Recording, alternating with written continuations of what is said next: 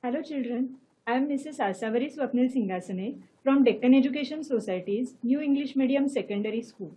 Today I am here to discuss chapter number 3 from your Science and Technology part 2. Name of the chapter is Life Processes in Living Organisms part 2. Let us discuss this chapter with the help of PowerPoint presentation. Children, we have studied some life processes like nutrition, respiration, excretion, sensation and response, that means control and coordination, which are essential to each living organism to remain alive. There is one more life process which occurs in living organisms, that is reproduction. However, reproduction does not help the organism to remain alive, but it helps to maintain the continuity of that species. Formation of new organism of same species by earlier existing organism is called as reproduction. Reproduction is responsible for evolution of each species. There are two types of reproduction: asexual reproduction and sexual reproduction. The first type is asexual reproduction. It is a process of formation of new organism by an organism of same species without involvement of gametes. As gametic fusion is not there, offsprings are genetically identical with parents. As only one parent is involved, this mode of reproduction is described as uniparental reproduction. Uni means one. It occurs by mitotic division. It is very rapid process. Asexual reproduction takes place in unicellular as well as in multicellular organisms. First of all, we will see various modes of asexual reproduction in unicellular organisms. Unicellular organism means the organism in which the entire body is made up of single cell.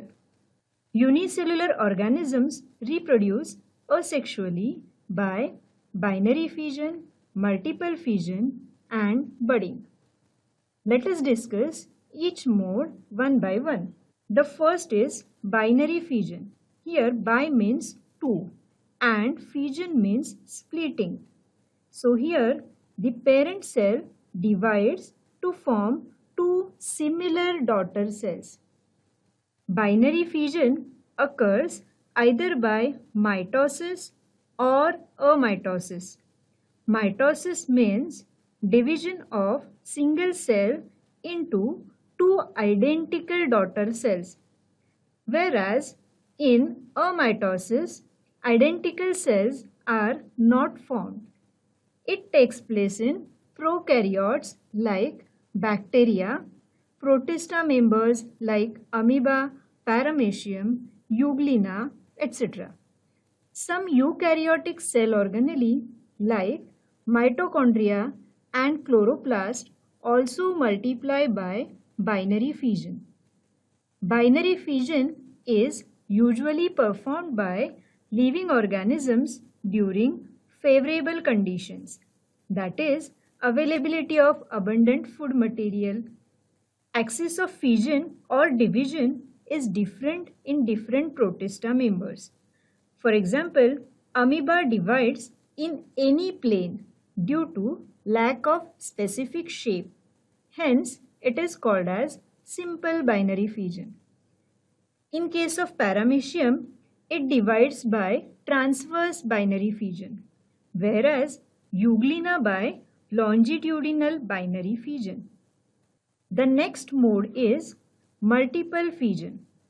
Unicellular members like amoeba reproduce by this mode during unfavorable conditions. Here, amoeba stops the formation of pseudopodia and thereby movements whenever there is lack of food or any other type of adverse condition. It becomes rounded and forms protective covering around the plasma membrane. Such encysted amoeba or any other protista is called as cyst.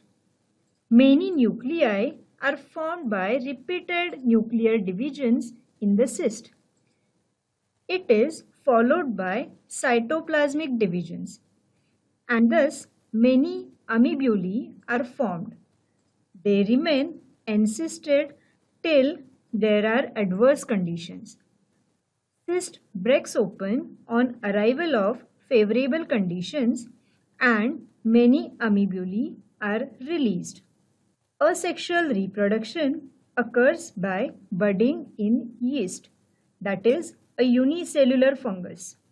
Yeast cell produces daughter nuclei by mitotic division so as to reproduce by budding. This yeast cell is called as a parent cell. A small bulge appears on the surface of parent cell. This bulge is actually a bud. One of the two daughter nuclei enters into this bud. After sufficient growth, bud separates from the parent cell and starts to live independently as a daughter yeast cell. Multicellular organisms have complex body structure with tissues specialized for particular function. Cell-by-cell division to reproduce, as seen in unicellular organisms, is not possible in these members. Hence, reproduction is more complex in multicellular organisms. In case of multicellular organisms, asexual reproduction takes place by various modes such as fragmentation, regeneration, budding, vegetative propagation, and spore formation. The first is fragmentation.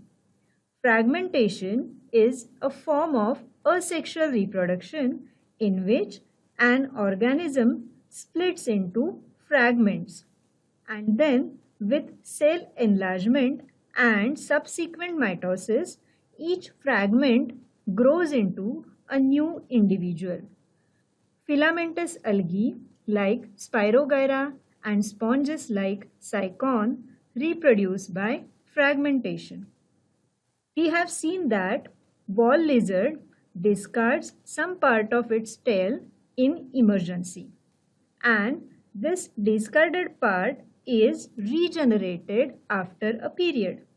This is called as limited regeneration. But some animals like planaria sometimes reproduce by this method. When these animals accidentally break into two parts, each part regenerates remaining part of the body to produce two new planaria. This is called as regeneration. In this process, specialized cells proliferate to produce large number of cells that differentiate into various cell types and tissues, and a new organism is produced, which is genetically identical to the parent. In higher organisms, regeneration takes the form of body repairs where wounds and damaged cells or tissues are replaced with the new ones. The next mode is budding. In some animals like Hydra, under favorable conditions, at specific part of its body, an outgrowth is formed by repeated divisions of regenerative cells of body wall. This outgrowth is called as bud. This bud grows up progressively and finally forms a small hydra. Dermal layers and digestive cavity of the budding hydra are in continuity with those of parent hydra. Parent hydra supplies nutrition to the budding hydra. Budding hydra separates from parent and starts to lead an independent life when it grows up and becomes able to lead an independent life. The next mode is vegetative propagation. In this, the reproduction in plants take place with the help of vegetative parts like root, stem and leaf. For example, potatoes reproduce by eyes present on tuber, which is nothing but a stem. Bryophyllum by buds present on leaf margin. Sugarcane and grasses with the help of buds present on nodes. Carrots and radish by roots. Members belonging to kingdom fungi and also some of the simple plants reproduce by spore formation. They produce sporangia, which are spore-bearing structures. Gradually, these sporangia burst and spores get released. These spores germinate in moist and warm place and form new colonies. Now let us see what is sexual reproduction. Sexual reproduction takes place with the help of germ cells. Two main processes that occur in sexual reproduction are gamete formation and fertilization. In first process, haploid gametes are formed from diploid germ cells by the process of meiosis. We know that meiosis is a reduction division.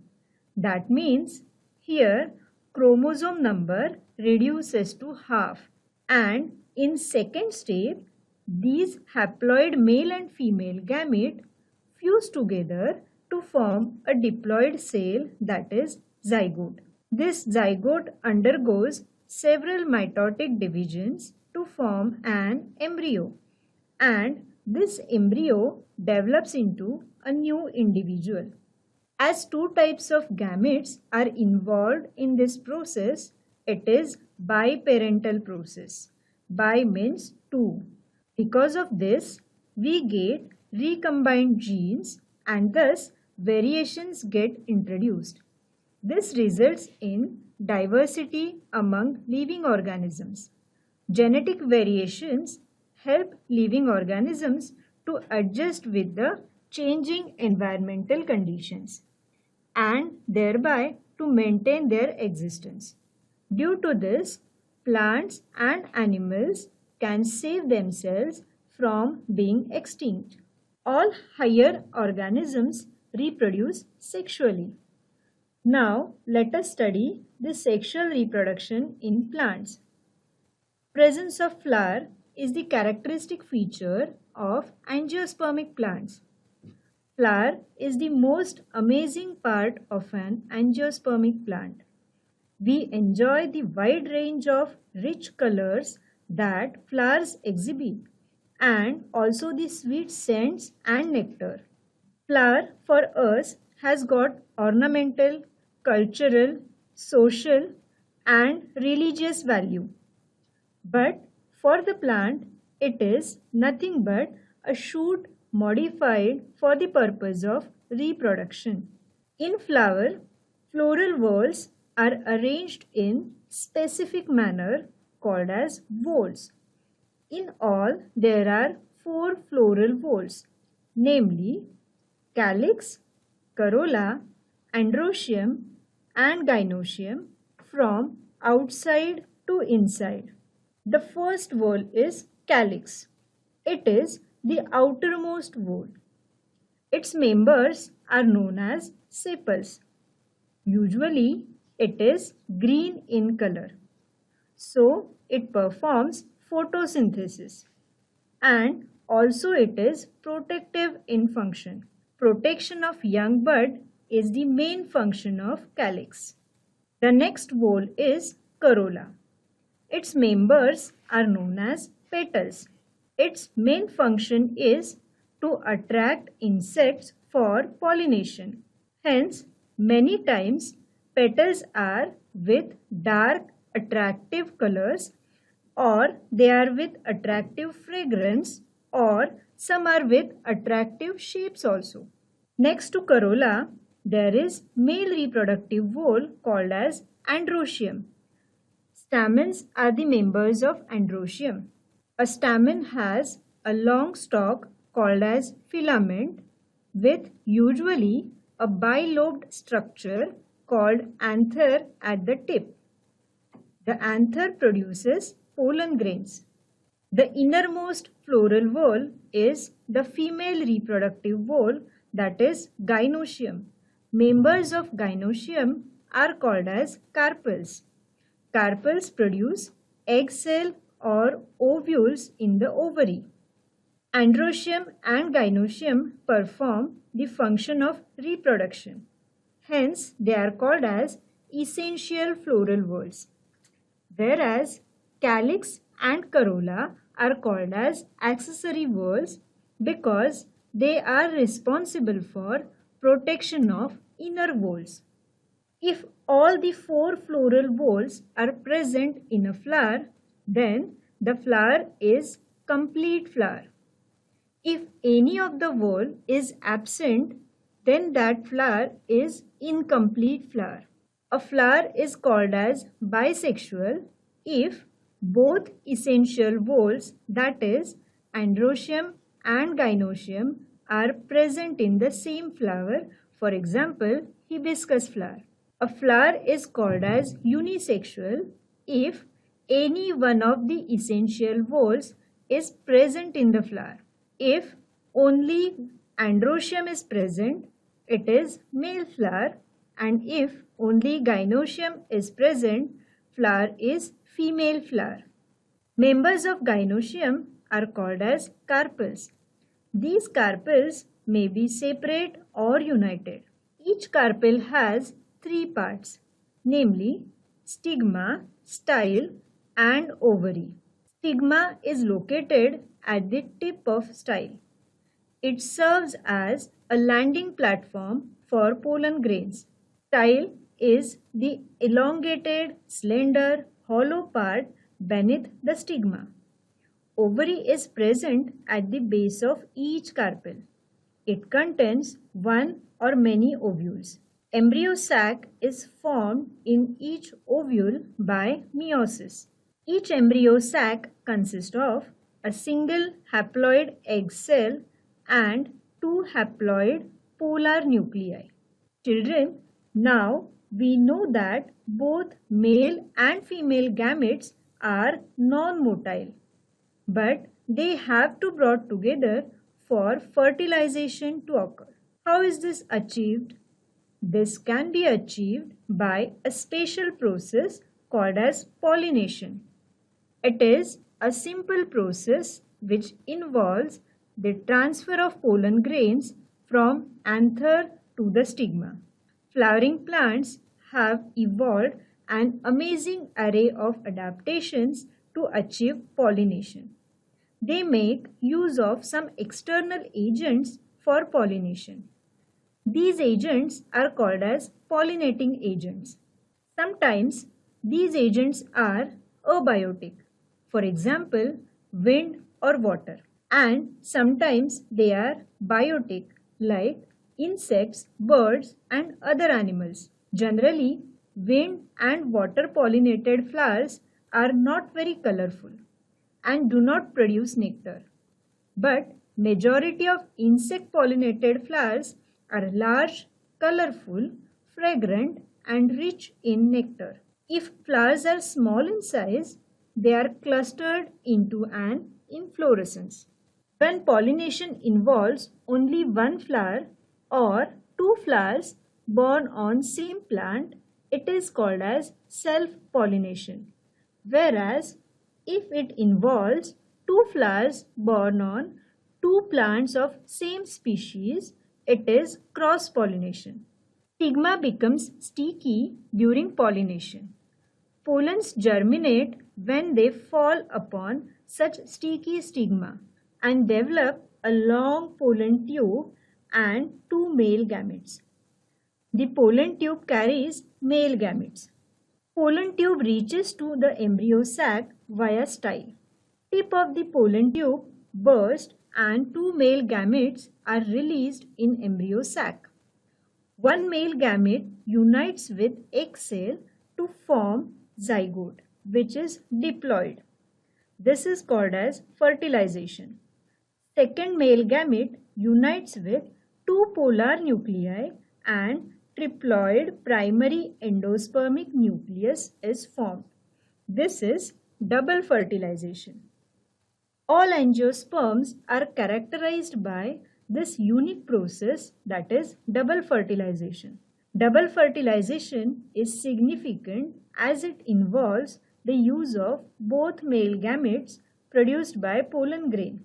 The first fertilization restores diploidy in the life cycle.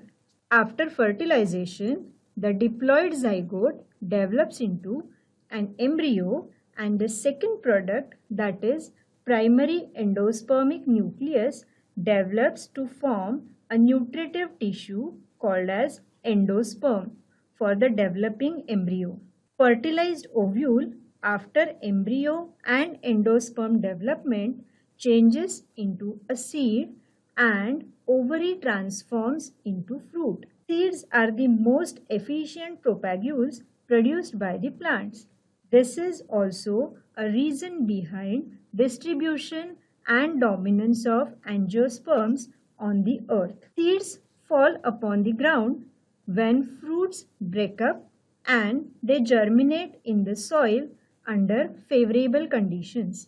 Zygote develops at the cost of food stored in endosperm of the seed, and thus a new plantlet is formed. This is called as seed germination. Seed germination is of two types, epigeal seed germination and hypogeal seed germination. So children, in today's session we discussed about reproduction. What is reproduction? Reproduction is nothing but a process of formation of new organism of a same species by earlier existing organism, or you can say pre-existing organism. Now there are two modes of reproduction, asexual mode and sexual mode. In case of asexual mode, only single parent is involved. That means it is uniparental process. Now here offsprings are identical with parent cell. In case of unicellular organisms, that means organisms in which body is made up of single cell, reproduction occurs by following modes. The first one is binary fission. Here, parent body splits into two daughter cells. This takes place in favorable conditions. In case of multiple fission, parent body splits into many cells. It occurs in unfavorable conditions. The next one is budding. Here, an outgrowth or bulge develops on the parent cell. In case of multicellular organisms, reproduction occurs by these modes. The first one is fragmentation, where parent body breaks into fragments or parts. The next one is regeneration. It occurs by regenerating the bodies. Then in case of budding, again here bud is developed on the parent body. In case of vegetative reproduction, reproduction takes place by various vegetative plant parts. You can say stem, root and leaf. In case of potato, it is stem. In case of bryophyllum, it is leaf. In case of carrots and radish, it is root. Some multicellular organisms reproduce by spore formation. We have studied spore formation in ferns also. Higher members reproduce by sexual means. Now here two parents are involved, that is male and female parents. Hence it is called as bisexual process. Now flower is the shoot which is modified for sexual reproduction. In flower there are four floral whorls: calyx, corolla, androecium and gynoecium. Out of these four, androecium and gynoecium are essential floral whorls which are participating in the process of reproduction. Transfer of male gametes to female takes place by the process of pollination. And the agents which are responsible for pollination, they are known as pollinating agents. Fusion or union of gametes takes place to form zygote, that is fertilization. In case of angiospermic plant, second male gamete fuses with the polar nuclei to form triploid primary endospermic nucleus. This process is known as double fertilization. It is the characteristic feature of angiospermic plants. Thank you.